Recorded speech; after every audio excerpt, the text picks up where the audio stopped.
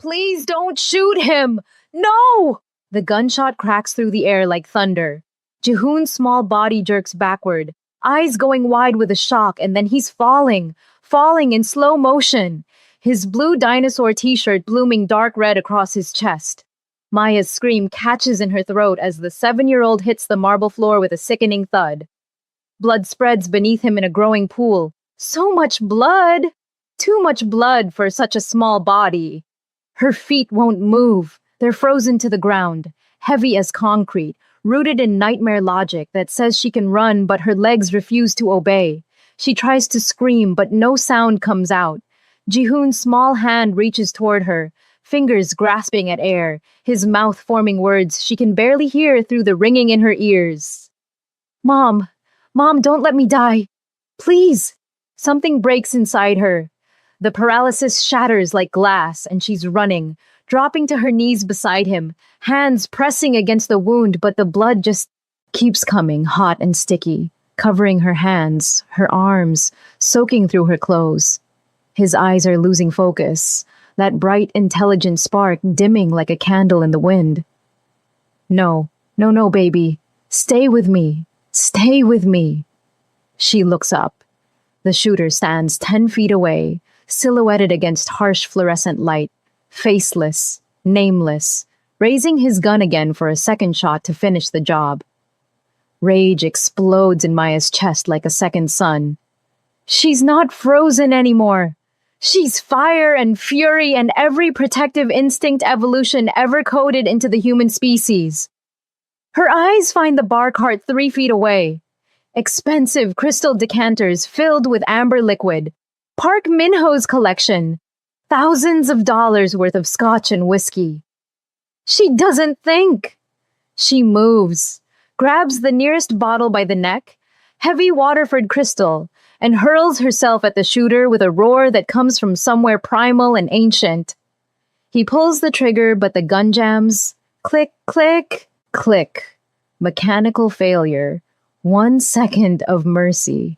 She swings the bottle with every ounce of strength in her body, and it connects with his skull with a wet crunch. Glass shatters, whiskey sprays. He staggers but doesn't fall, so she stabs him. The broken bottle becomes a weapon, jagged edges like teeth, and she drives it into his throat once, twice, 3 times, 4 times. She's lost count. Can't stop. Won't stop.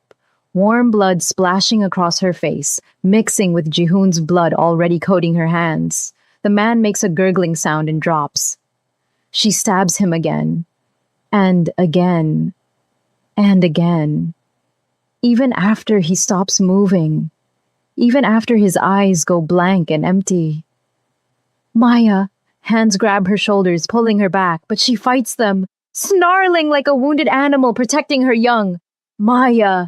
The voice cuts through the red haze. She blinks and suddenly everything shifts, the dream folding in on itself like burning paper, and she's gasping, sitting up in darkness, soaked in sweat, not blood. The sheets tangled around her legs like they're trying to trap her.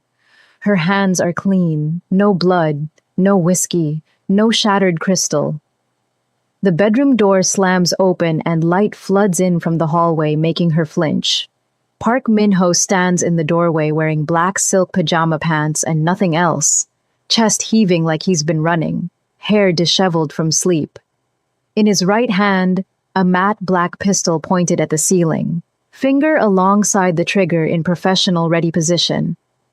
Behind him, 2 of his security men in suits, weapons drawn, scanning the room for threats. What happened? His voice is sharp, controlled, but his dark eyes are wide with something that looks almost like fear.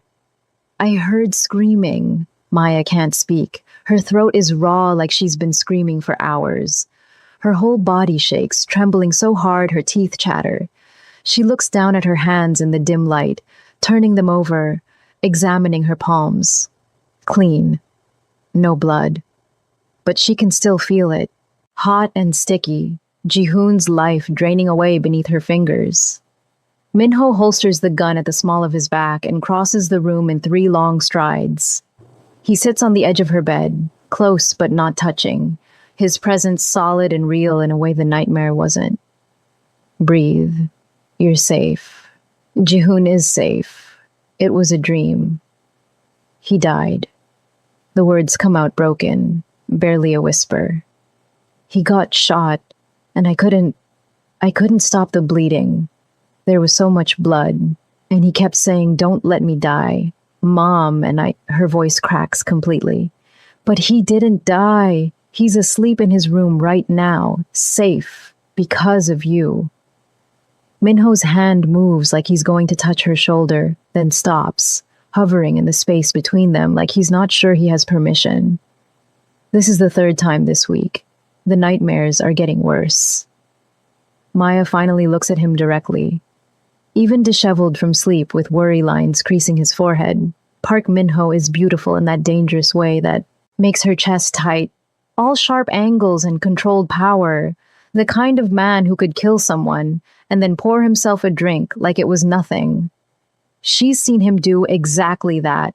But right now, at 2 a.m, sitting on her bed with concern naked on his face, he looks almost human. I keep seeing him die, different ways every time, shot, stabbed, strangled, thrown from windows. My brain invents new horrors every night. She wipes her face with shaking hands. What if I can't protect him next time? What if I'm not fast enough, not strong enough, not... You took 3 bullets for him. You fought your way through a school under attack while bleeding. You've proven exactly how strong you are. Minho's voice drops lower, intimate in the darkness. But you can't keep going like this. You're running on fumes, Maya. When's the last time you slept through the night? I don't know. Before the school. Before everything. She pulls her knees up to her chest, wrapping her arms around them. Every time I close my eyes, I see him dying. And I can't lose him. I know he's not really mine. I know this whole thing is built on trauma and lies. But I love him. God help me. I love that little boy, like he came from my own body. The confession hangs in the air between them, dangerous and true. Minho is quiet for a long moment, his dark eyes studying her face like he's trying to read something written there. Finally, he speaks. Come with me. What? Where? Just trust me. He stands, offering his hand. When she hesitates, he adds, Please. Maya takes his hand. His palm is warm and calloused, the grip firm but careful, and he pulls her gently to her feet. She's wearing thin cotton shorts and a tank top, barely decent, but Minho doesn't look at anything except her face. He leads her out of the bedroom, his security men falling back to give them privacy, and down the hallway of the penthouse. They pass the kitchen where she fought 3 nights ago. Everything's been cleaned and repaired, no evidence of violence except the memories. They pass his office, the formal dining room, the empty guest suites. He stops at Jihoon's door, opens it slowly, quietly, so the hinges don't creak. The room is dark except for a nightlight shaped like a dinosaur casting soft blue-green shadows across the walls. And there, in the center of a bed, far too large for such a small boy, is Jihoon. Fast asleep on his back, one arm thrown over his head, the other clutching his battered Mr. Bear to his chest. His mouth is slightly open, breath coming slow and even, peaceful, alive, whole, safe. Maya's knees almost buckle with relief. She grips the doorframe to steady herself, and Minho's hand moves to the small of her back, supporting her weight without a word. Watch, he whispers against her ear, so quiet she almost doesn't hear it. They stand there for 2 full minutes in silence, watching Jihoon's chest rise and fall, the steady rhythm of life. Maya feels her own breathing synchronize with his, feels the panic from the nightmare slowly drain away like poison being drawn from a wound. He's alive. He's safe. The dream was a lie. If you're already feeling this tension, hit that subscribe button because this story is about to get intense. Minho finally closes the door with a soft click and leads her back down the hallway. But instead of returning to her room, He takes her to the kitchen, flips on the soft under-cabinet lighting so the space glows warm and golden rather than harsh. He guides her to sit at the island while he moves to the stove with the easy confidence of someone comfortable in this space. "What are you doing?" she asks, her voice still rough from screaming in her sleep. "Making you tea. My wife used to have nightmares after Jihoon was born. New mother anxiety, the doctor said. Convinced something would happen to him every time she closed her eyes." He fills a kettle with water, sets it on the burner, his back to her. "She'd wake up screaming just like you did. So I'd bring her to his room to see he was fine, then make her chamomile tea with honey. It helped. Sometimes." It's the most he's ever talked about his dead wife. Maya watches him move through the kitchen, this powerful, dangerous man performing such a domestic act with careful precision. "I'm sorry that you lost her, that Jihoon lost her." "Me too." He pulls mugs from a cabinet, tea bags, honey. "But lately I've been thinking, if she were here, she'd have died in that school attack. She would have been the one volunteering in the classroom that day, not you. She'd have thrown that bomb just like you did, taken those bullets. And she'd be dead. And Jihoon would be dead. And His hand still on the counter, shoulders tense. "I'd have lost everything. But instead, you got stuck with me." Maya tries to make it light, but it comes out heavy. Minho turns to face her, and the look in his eyes steals her breath. "Instead, some force of nature walked into my son's life and refused to let him die. Twice. You didn't get stuck with us, Maya. We got lucky with you." The kettle screams.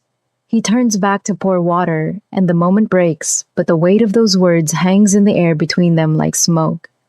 He brings her the mug, their fingers brushing as she takes it, that same electric shock that happens every time they touch. "Drink.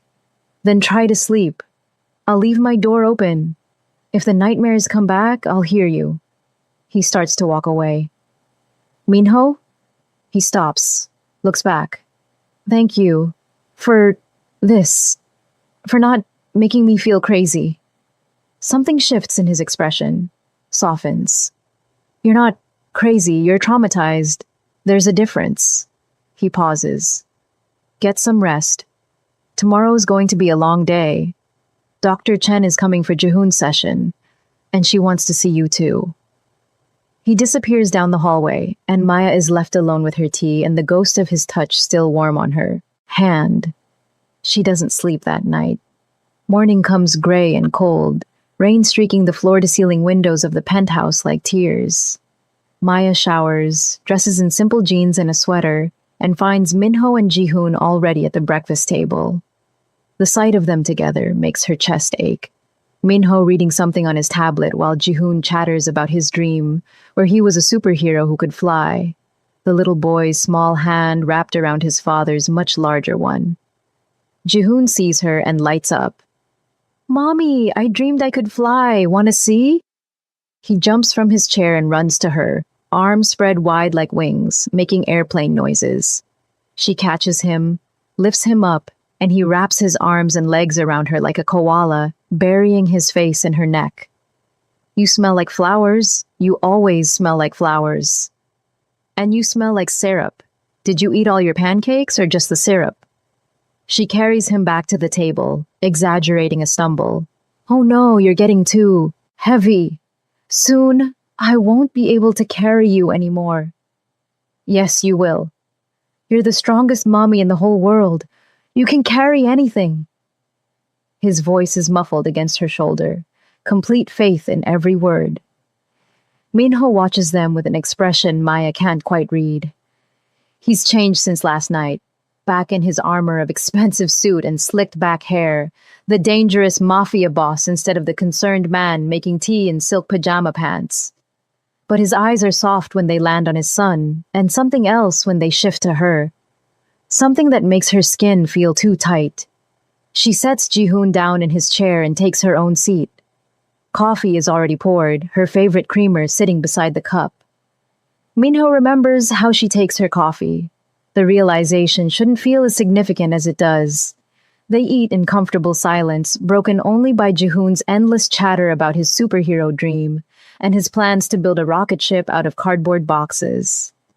Maya watches father, and son sees the love in every small interaction.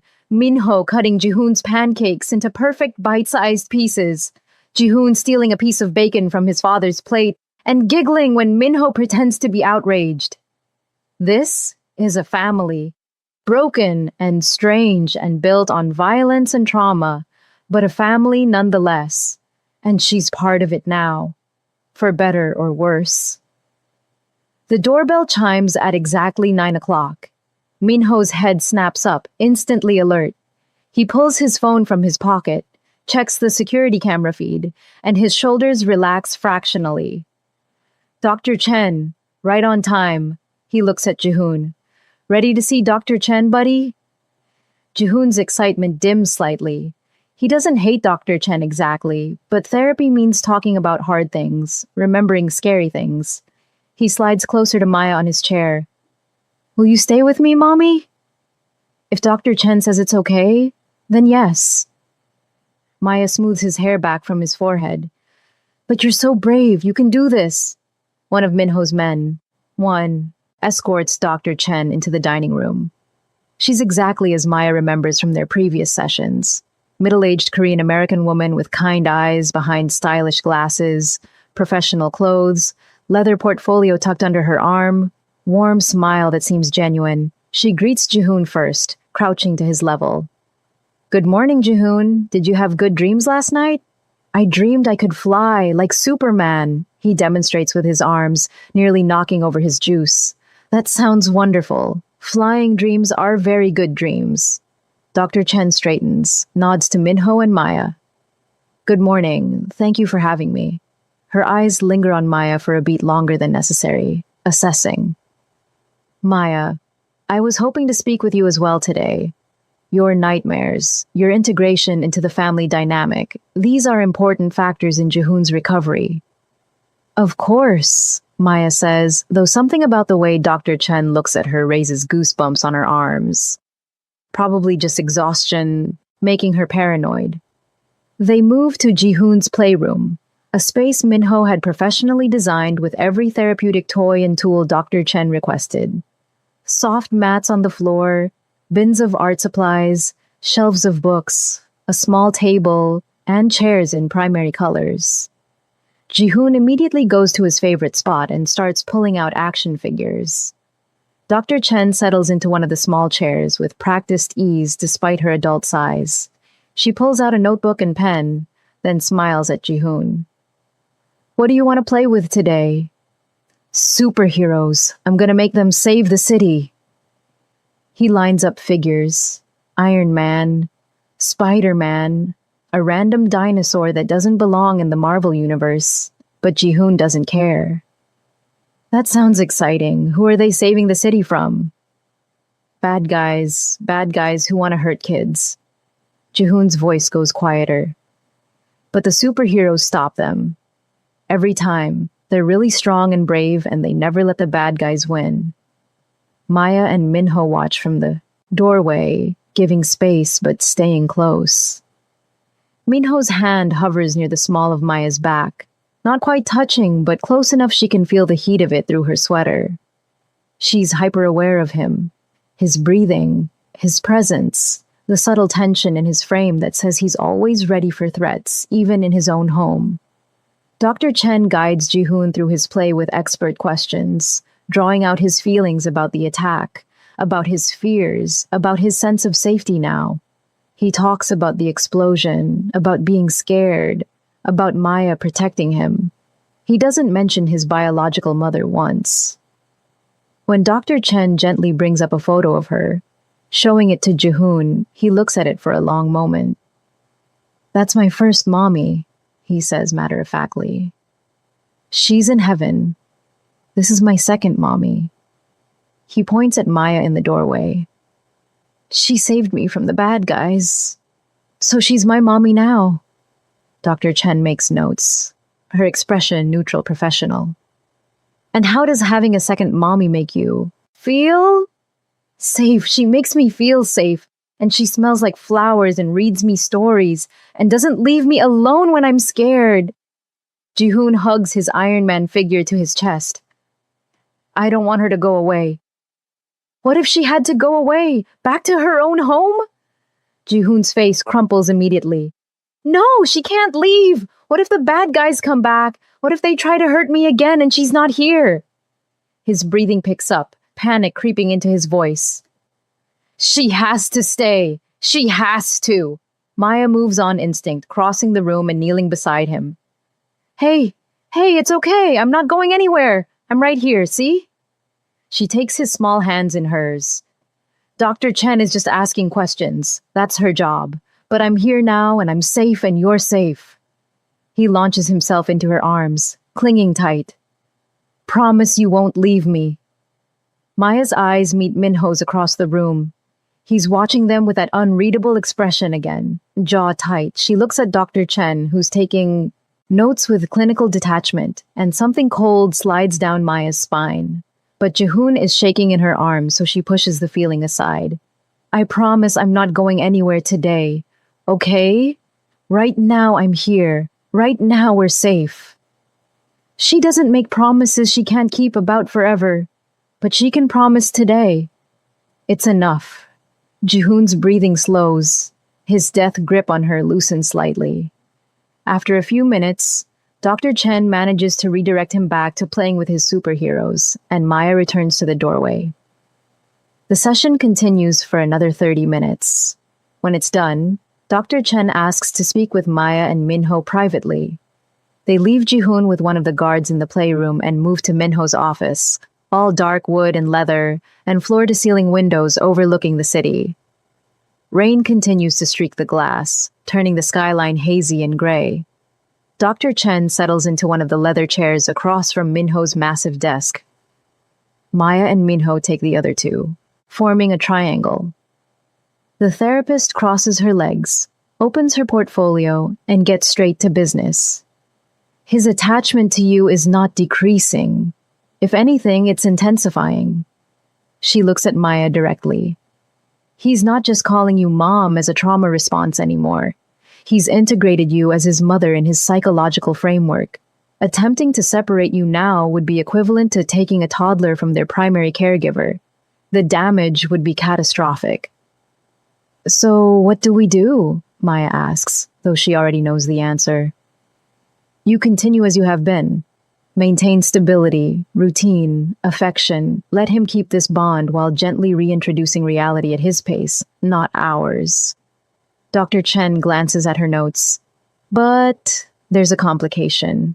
Maya, your nightmares and hypervigilance suggest PTSD. You're experiencing secondary trauma on top of your own.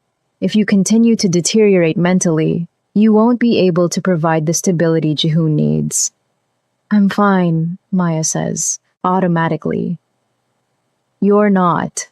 Dr. Chen's voice is kind but firm. You're running on adrenaline and maternal instinct.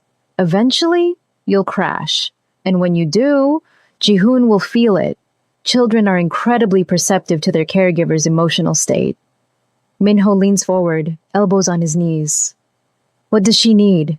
Therapy of her own, medication possibly, to help with sleep and anxiety. But most importantly, Dr. Chen looks between them. She needs to feel genuinely safe, not just physically protected, but emotionally secure in her position here. She needs to know she's not a temporary solution or a prisoner doing a job. She needs to belong. The words hit Maya like a punch to the chest. Dr. Chen is right. She goes to sleep every night, knowing Minho could change his mind, could decide she's not needed, could send her away. The uncertainty is eating her alive. I've been thinking about that, Minho says slowly. He pulls a folder from his desk drawer and slides it across to you, Maya. I had my lawyers draw up papers, custody agreement. It makes you Jihoon's legal guardian, equal to me in every way. Medical decisions, education, everything. You'd have legal rights to him that no one could take away. Maya stares at the folder like it might explode. You want to give me legal custody of your son? I want to make you family. Officially. Not just in Jihoon's mind, but in the eyes of the law. Minho's dark eyes are intense on hers. You've proven you die for him. This makes it permanent. This makes you untouchable. Her hands shake as she opens the folder. Legal documents in dense text, but the summary is clear. Joint custody. Equal parental rights. Her name, alongside Park Minho's as Jihoon's legal guardians. It's insane. It's impossible. It's everything she didn't know she wanted. Why? Her voice comes out barely a whisper. Why would you do this? Because Minho stops, jaw working like he's chewing on words he doesn't want to say. Finally, because you're already his mother, this just makes it real. Dr. Chen closes her portfolio, a small, satisfied smile on her face. I think this is an excellent solution. Maya, if you agree to this, I'd suggest we also set up regular therapy sessions for you. Work through your trauma so you can be fully present for Jihoon without the nightmares consuming you. Maya can't speak. She looks at the papers, at Minho's carefully neutral expression that doesn't quite hide the hope underneath, and feels like she's standing on the edge of a cliff. Jump, and everything changes. Walk away and what? Go back to her tiny apartment, her classroom of 23 students, her normal life? Except she can't. That life doesn't exist anymore. The second she threw that bomb out the window, the second she took those bullets, the second Jihoon called her mom, everything changed. There's no going back. There's only forward into this strange new reality. I need time to think, she manages. Take all the time you need. Minho stands, signaling the meeting is over. Dr. Chen, thank you. Same time next week? Actually, I'd like to come twice this week if possible. Wednesday and Friday. Jihoon is at a critical stage, and more frequent sessions would benefit him. Dr. Chen gathers her things. Maya, please think about what I said. You can't pour from an empty cup. She leaves, escorted out by security, and then it's just Maya and Minho in the vast office. Rain drums against the windows. The city below is a blur of gray and concrete, and a million lives that have nothing to do with hers. You don't have to decide now, Minho says quietly. I know it's a lot. It's insane. You're asking me to become the legal mother of a child I met 3 weeks ago. Maya stands, needing to move, and walks to the windows, presses her palm against the cool glass. What if I'm not good enough? What if I fail him? What if... You won't. Minho moves up behind her, close enough she can feel his body. Heat, but not touching. You've already proven you won't. I'm terrified, she admits, voice cracking. Every night, I see him die. I see myself failing to save him. And now you want to make it legal? Make it permanent? What if I can't protect him? What if next time I'm not fast enough, not strong enough? Then I'll be there. His hand finally makes contact, resting on her shoulder, warm and solid. You're not alone in this, Maya. You never were. She turns to face him, and the space between them is almost nothing. She can see the silver scar above his left eyebrow, the slight stubble along his jaw, the intensity in his dark eyes that makes her feel like she's the only thing in the world that matters right now. Her heart pounds against her ribs. What are we doing? She whispers. This thing between us, whatever it is, I don't know. His hand moves from her shoulder to cup her face, thumb brushing her cheekbone. But I know that when I heard you screaming last night, I ran faster than I've ever run in my life. I know that watching you with my son makes me feel things I swore I'd never feel again. I know that if anything happened to you, The office door bursts open. One of Minho's security men, face pale, weapon drawn. Sir, we have a situation. The security system just went down. All of it. Cameras, alarms, door locks, everything. Minho's entire demeanor changes in a heartbeat. The man touching her gently becomes the cold, deadly mafia boss. He pulls his gun from the holster at his back, checking the magazine in one smooth motion. Maya, stay behind me. Get to Jehoon, now. They move fast. Maya's heart slams against her ribs as they run through the penthouse toward the playroom. Her mind flashes to the nightmare, to Jehoon dying while she watches, and she pushes her legs faster. The guard who was with Jehoon meets them in the hallway. Jehoon in his arms, Mr. Bear clutched against the boy's chest. Mommy! Jehoon reaches for her, and she takes him from the guard, clutching him tight against her chest. I've got you, baby. I've got you. She presses her face into his hair, breathing him in. Alive. Safe. For now. Minho barks orders into his phone in rapid Korean, his men moving into defensive positions throughout the penthouse. Maya's mind races. The safe room. Can she trust it? Her instincts scream no. Too obvious. Too expected. Her eyes land on the master bedroom. Minho's room. It has a secondary door that leads to a private elevator. Emergency exit. Minho, she says, voice steady despite the terror coursing through her veins. Your bedroom. We can get to the private elevator. He looks at her, makes a split-second decision, and nods. Go. I'll cover you. They move as a unit. Minho in front with his weapon raised, Maya in the middle with Jehoon, guards behind them. Every shadow looks like a threat. Every sound makes her flinch. Jehoon is eerily quiet in her arms, his small body tense, face buried in her neck. He knows something's wrong. He's 7, but he's been through enough to recognize danger. They're halfway to the bedroom when the windows explode. Glass shatters inward in a deadly rain, not from impact but from controlled detonation. Small charges placed on the outside of the building, meant to breach without destroying the entire wall. Maya throws herself forward, covering Jehoon's body with her own, feeling glass slice across her back and shoulders. Her left shoulder screams in protest, the bullet wound from 3 weeks ago not fully healed, but she ignores it. Pain blooms hot and sharp, but she doesn't stop moving. Men rappel through the shattered windows on ropes, 3 of them, dressed in black tactical gear, faces covered, weapons raised. Minho fires first, dropping one before his boots hit the floor. The other 2 scatter, using furniture for cover, returning fire. The penthouse erupts into chaos. Gunshots deafeningly loud in the enclosed space, men shouting. More of Minho's, guards appearing from different rooms to engage. Maya runs. She runs for the bedroom with everything she has. Jehoon's weight almost nothing fueled by pure adrenaline and terror. Her thigh wound threatens to tear open, blood seeping through her jeans, but she doesn't stop. She hits the bedroom door with her shoulder, slams it shut behind her, and drags a heavy dresser in front of it with a strength she didn't know she possessed.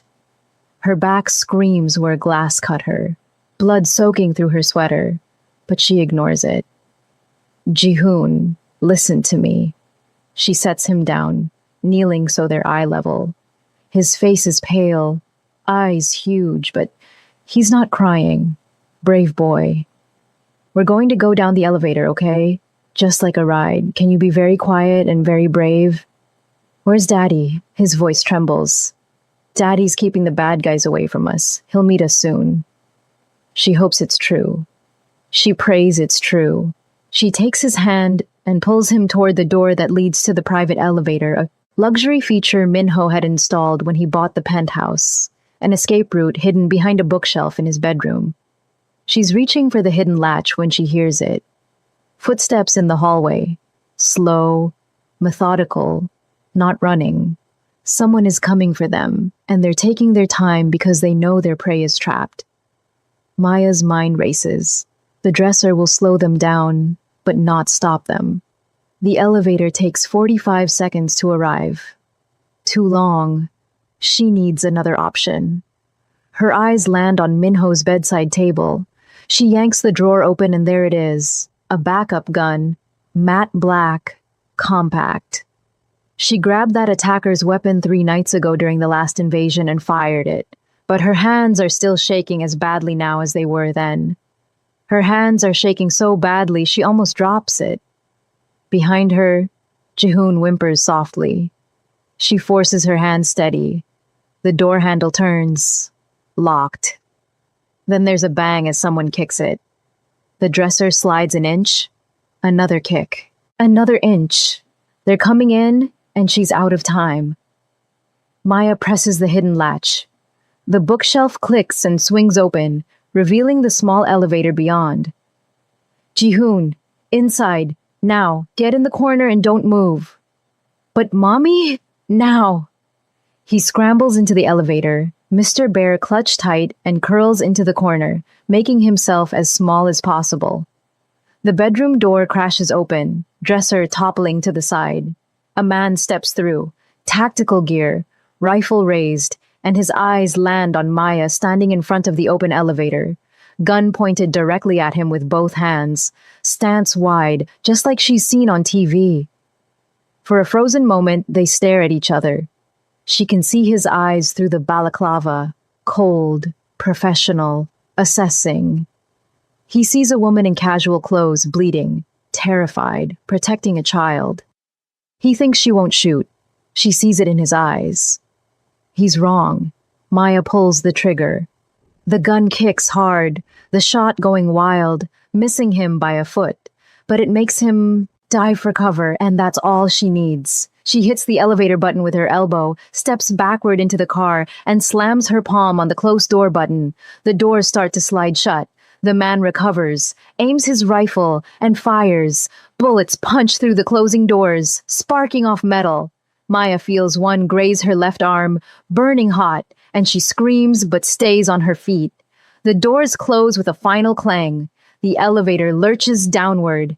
Jihoon is sobbing now, hands over his ears, and Maya drops to her knees beside him, pulling him into her arms. Blood drips from her arm onto his shirt, mixing with the blood already there from her back. But she's alive, and he's alive, and that's all that matters.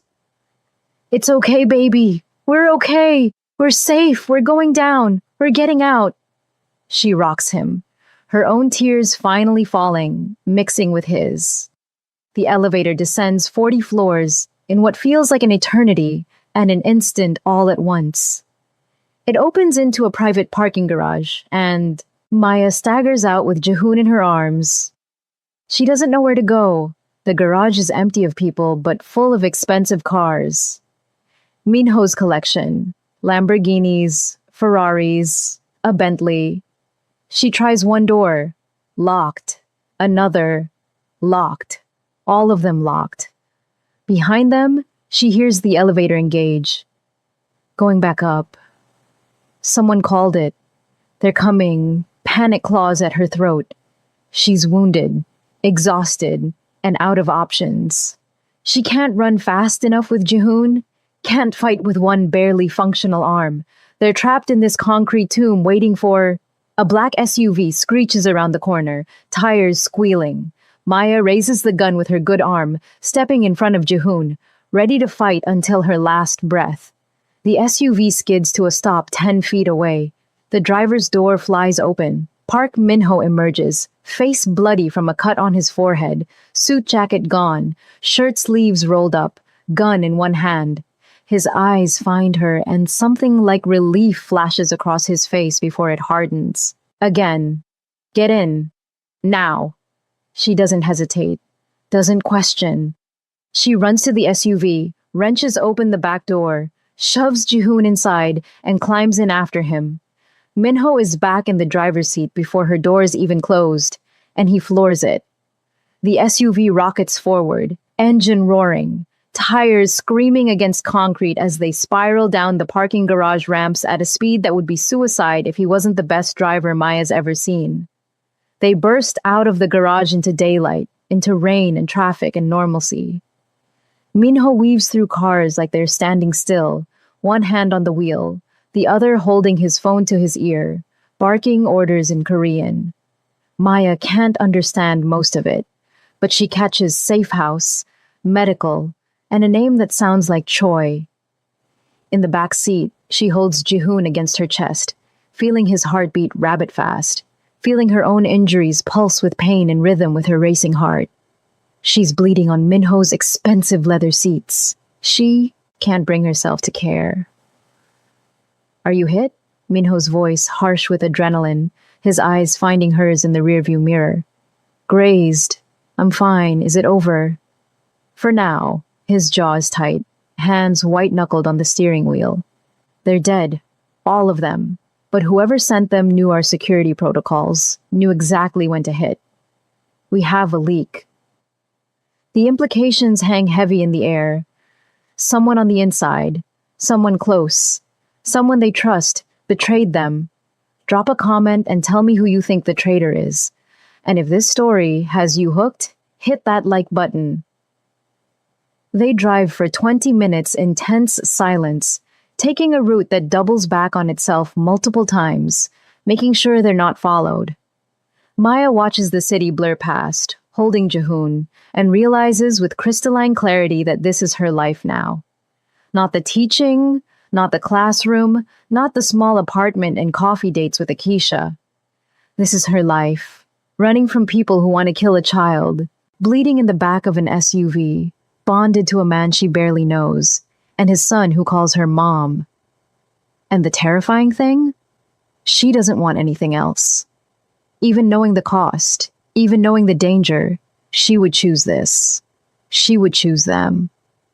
The safe house is a nondescript townhouse in a quiet suburban neighborhood, the kind of place no one would look twice at. Minho pulls into the garage, closes the door behind them, and only then does he relax slightly. He turns in his seat to look at them. Let me see your wounds. I'm fine, Maya says automatically. You're bleeding through your sweater. Let me see. Not a request, an order. She peels Jihoon off her carefully. Baby, can you sit here for just 1 minute while I talk to Daddy? I promise I'm not going anywhere. I'll be right there. She points to the front passenger seat. Jihoon nods, still pale but calmer now that they've stopped moving. He clutches Mr. Bear and watches her with huge eyes. Maya climbs out of the SUV, and the world tilts sickeningly. She catches herself on the door, and then Minho is there, arm around her waist, supporting her weight. He guides her to lean against the side of the vehicle and carefully lifts the back of her sweater. She hears his sharp intake of breath. Glass. Multiple pieces. Some are deep. His fingers are gentle as he examines her back. And your arm, that needs stitches. Jesus, Maya, why didn't you say something?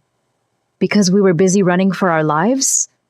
She tries to make it light, but her voice shakes. The adrenaline is wearing off, and in its place comes pain. So much pain. Is it bad? You need a doctor, now. He pulls his phone out, makes a call, more Korean, too rapid for her to follow. He hangs up. My personal physician is on his way. He'll be here in 15 minutes. His hands hover near her shoulders, like he wants to touch her, but is afraid to hurt her. You saved him again. You got him out. We got him out. Maya meets his eyes. You came for us. Always. The word is fierce, almost a vow. I will always come for you, both of you. The moment stretches between them, heavy with things unsaid. Then Jihoon's small voice breaks it. Mommy? Daddy? Are we safe now? They both turn to look at him through the SUV window. This small boy who's been through more trauma than any child should endure, who's lost so much, who's somehow still brave enough to keep going. Yeah, buddy, Minho says softly. We're safe now. But they all know it's a lie. They'll never truly be safe, not in this life Minho has built. There will always be another threat, another enemy, another attack. This is the price of the world he lives in, and by extension, the world Maya has chosen to enter. The doctor arrives exactly 15 minutes later, an older Korean man carrying a medical bag, asking no questions about the blood or the circumstances. He works on Maya in the living room, while Minho stays with Jihoon in the kitchen, keeping the boy distracted with coloring books and snacks from the safe house pantry. Maya grits her teeth through the worst of it, glass being removed with tweezers, wounds being cleaned, stitches going in without anesthetic because the doctor doesn't have it here and they can't risk going to a hospital. She bites down on a leather belt, tears streaming down her face, and thinks about every choice that led her to this moment.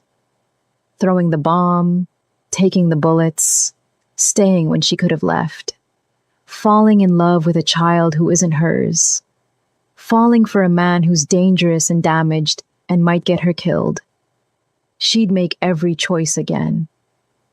When the doctor finishes and leaves with a thick envelope of cash, Minho carries Jihoon to one of the bedrooms and tucks him into bed. The boy is exhausted, crashing from the adrenaline, and he's asleep within minutes, Mr. Bear clutched in his arms.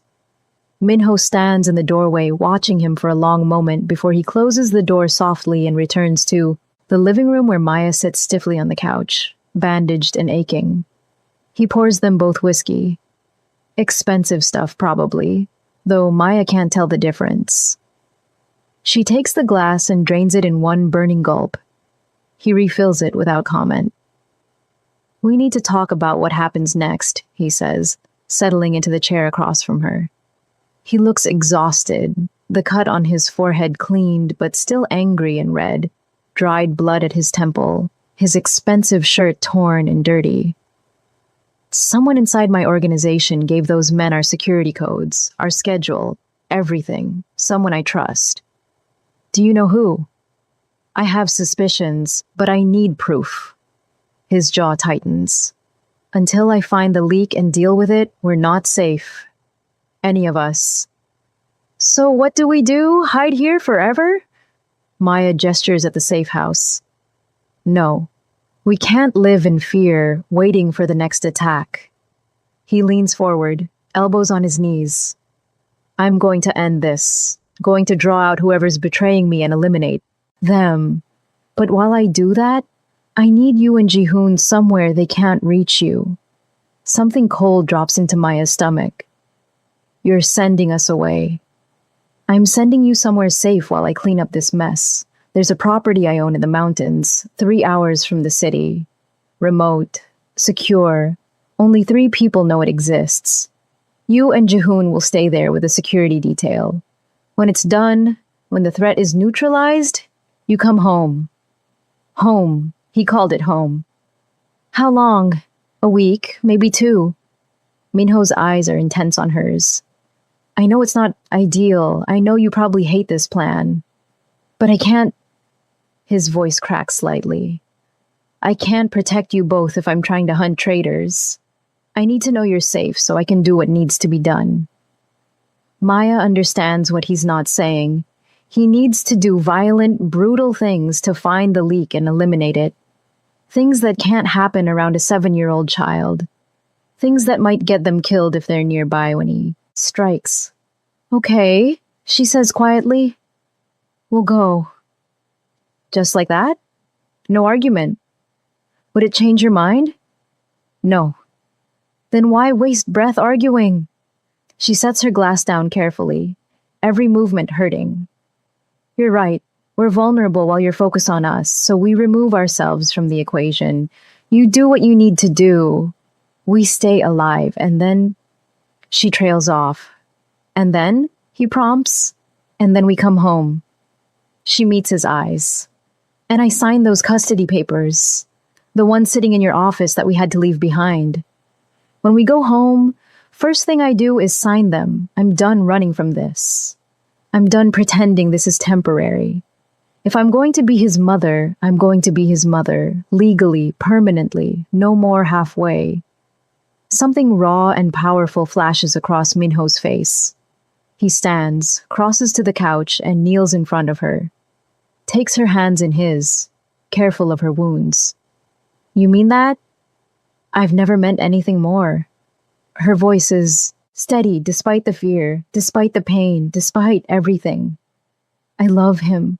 I love your son like he's mine. And I. She stops. The next word's too big, too dangerous. Say it. His hands tighten on hers. Maya, say it.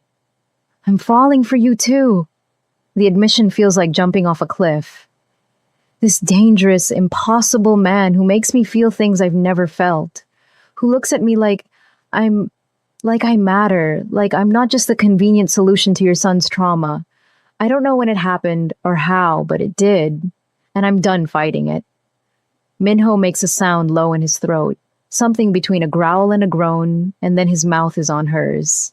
The kiss is desperate, hungry, months of tension finally breaking free. His hands cup her face, gentle despite the intensity, mindful of her injuries. She kisses him back with everything she has, all her fear and fury and love and need poured into this moment. When they finally break apart, both breathing hard, he rests his forehead against hers. When this is over, he says, voice rough, when it's safe, we're going to figure out what this is, what we are. What do you think we are? Family, simple, absolute. You, me, and Jaehoon, family. It's the most beautiful thing anyone's ever said to her. They stay like that for a long moment, breathing the same air, existing in the small bubble of safety they've created in this borrowed house. Eventually, practical concerns intrude. They need to rest. They need to pack what little supplies are here. They need to leave before dawn for the mountain property. Maya checks on Jaehoon, still sleeping, peaceful, safe. She climbs carefully into the bed beside him, and he automatically curls into her side, seeking warmth and comfort even in sleep. She wraps her arms around him, pressing her face into his hair, and lets herself feel the enormity of what she's chosen. This boy is hers now. Not by biology, not by law yet, but by choice, and blood, and love. She's his second mother, his chosen mother, and she will burn the world down before she lets anyone hurt him again. In the other room, she can hear Minho on the phone, his voice a low rumble in Korean. Planning, strategizing, preparing for war, because that's what this is. A war for his family, for their safety, for their right to exist without constantly looking over their shoulders. If you're still watching, subscribe now because part 3 is going to blow your mind. The final battle is coming. Maya doesn't sleep that night. She lies awake holding Jaehoon, listening to Minho move through the house, feeling her wounds pulse with pain, and thinks about the path ahead. They're going to the mountains. Minho is going to hunt whoever betrayed them. And when they come home, if they come home, everything will be different. But one thing won't change. She's Jaehoon's mother now. She's part of this family. And nothing, not danger, not violence, not the whole world, will take that from her. Dawn comes, gray and cold. Minho wakes them at 5 and they pack into a different SUV. This one older, less flashy, harder to trace. Jaehoon is quiet and clingy, sensing the tension in the adults. Maya holds him in the back seat, watching the city disappear behind them as they drive toward the mountains, toward safety, toward whatever comes next. Halfway there, Minho's phone rings. He answers, listens, and his face goes stone cold. He hangs up and meets Maya's eyes in the rearview mirror. They found the leak, he says quietly, voice deadly. It was Dr. Chen. The words hit Maya like a physical blow. Dr. Chen, the woman who'd been treating Jaehoon, who'd been in their home, who'd had access to their schedules and security protocols. The woman who'd seemed so kind, so professional, so trustworthy. How? Maya's voice is barely a whisper. She had gambling debts. Choi paid them off in exchange for information. She's been feeding him our movements since the second session. Almost 3 weeks. Of intel. Minho's hands are white-knuckled on the steering wheel. She told them exactly when I'd be in meetings. His jaw works. She had a session scheduled with Jihoon today. If we'd stayed at the penthouse? He doesn't finish. He doesn't have to. If they'd stayed, Dr. Chen would have had access to Jihoon. Alone for an hour. The possibilities are too horrifying to contemplate. Where is she now? Maya asks, though she already knows the answer. My men have her. Minho's voice is flat, emotionless, the voice of a man who's about to do terrible things. I'll deal with her when I get back to the city. Deal with her. Maya knows what that means. Dr. Chen is a dead woman walking. And the terrifying thing is that Maya doesn't feel sorry for her. This woman betrayed them, put Jihoon in danger, tried to get him killed for money. Whatever Minho does to her, she deserves it. Is this who Maya is now? Someone who can think about a woman's death and feel nothing but cold. Satisfaction? The teacher who read stories about talking animals and helped kids learn to spell because feels like a different person from a different life. That Maya wouldn't recognize this Maya. This woman with stitches in her back and a gun tucked in the waistband of her jeans, holding a child she's killed to protect. But she wouldn't go back. Not for anything. They drive the rest of the way in silence. The mountain property appears through the trees. A modern cabin, all glass and wood in clean lines, isolated and beautiful. Minho pulls up to the front, and 2 men emerge from inside. His security detail, presumably. He gives them rapid instructions in Korean while Maya climbs out with Jihoon. The boy finally speaks for the first time since waking up. Is this where we're staying? For a little while, yeah, Maya smooths his hair back. It's like a vacation. There are trees and mountains and probably animals. We can explore. Is Daddy staying too? Maya's heart clenches. She looks at Minho, who's finished with the security men and is walking toward them. He kneels down so he's at Jihoon's eye level. I have to go back to the city for work, buddy, but Mommy's going to stay with you, and these nice men are going to keep you safe, and I'll be back very soon. How soon? A week, maybe a little more. Minho pulls his son into a hug, fierce and desperate. I need you to be very brave, okay? Can you be brave for me? Jihoon nods against his father's shoulder, and Maya sees tears sliding down the boy's cheeks. He's trying so hard to be strong. Too hard. He's 7. He shouldn't have to be this strong. Minho kisses the top of Jihoon's head, then stands and looks at Maya. There's so much in his eyes. Fear, determination, love, regret. He wants to stay. She knows he wants to stay. But he can't. Not until this is finished. Keep him safe, Minho says quietly. With my life. She means it. He kisses her then, right there in front of his men and his son, a kiss that tastes like goodbye, and promise all at once. When he pulls back, his hand cups her cheek. Don't do anything stupid. Don't be a hero. Just stay alive until I get back. Same to you. He climbs back in the SUV and drives away, and Maya watches until the vehicle disappears around a curve in the road. Then she turns to the cabin, to the security men, to Jihoon, and squares her shoulders. A week? Maybe 2. Then Minho will come back. He'll have dealt with the threats, eliminated the traitors, made them safe, and then they can start building something real. Not a trauma response, not a temporary solution, but an actual family. She picks up Jihoon and carries him inside. The cabin is beautiful. Open floor plan, huge windows overlooking the mountains, kitchen stocked with supplies, bedrooms upstairs. One of the security men explains that they'll do perimeter checks every hour. They have surveillance cameras hidden throughout the property. And if anything happens, there's a panic room in the basement. Maya nods along, taking it all in, and tries not to think about all the ways this could go wrong. That night, after Jihoon is asleep in the master bedroom upstairs, Maya stands at the floor-to-ceiling windows, watching the sun set over the mountains. The sky bleeds orange and purple, and red, beautiful and violent. She thinks about Minho back in the city, hunting Dr. Chen, hunting whoever else betrayed them. She thinks about the custody papers sitting unsigned in his penthouse office. She thinks about the gun she's carrying now, tucked at the small of her back, and how easily it fits there.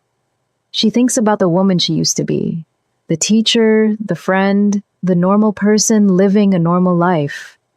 And she tries to mourn her, but she can't. Because that woman wouldn't have saved Jihoon. That woman wouldn't have killed to protect him. That woman wouldn't have earned his love and his father's respect. This woman, the one with scars and blood on her hands and a child upstairs who calls her Mom, this woman is someone Maya recognizes. Someone she can be proud of. Someone strong and fierce and unbreakable. The sun finishes setting and darkness falls over the mountains. Maya closes the curtains and goes upstairs to sleep beside Jihoon, one hand on the gun even in sleep, ready for whatever comes next. Because this isn't over, not by a long shot. Dr. Chen might be caught, but there are more enemies out there, more people who want to hurt this family, and Maya will fight every single one of them. She's not a teacher anymore. She's a mother. She's a warrior. She's family, and she's not going anywhere. What do you think happens when Minho comes back? Drop your predictions in the comments below, and don't forget to subscribe for part 3. Trust me, you won't want to miss the explosive finale. Hit that subscribe button now.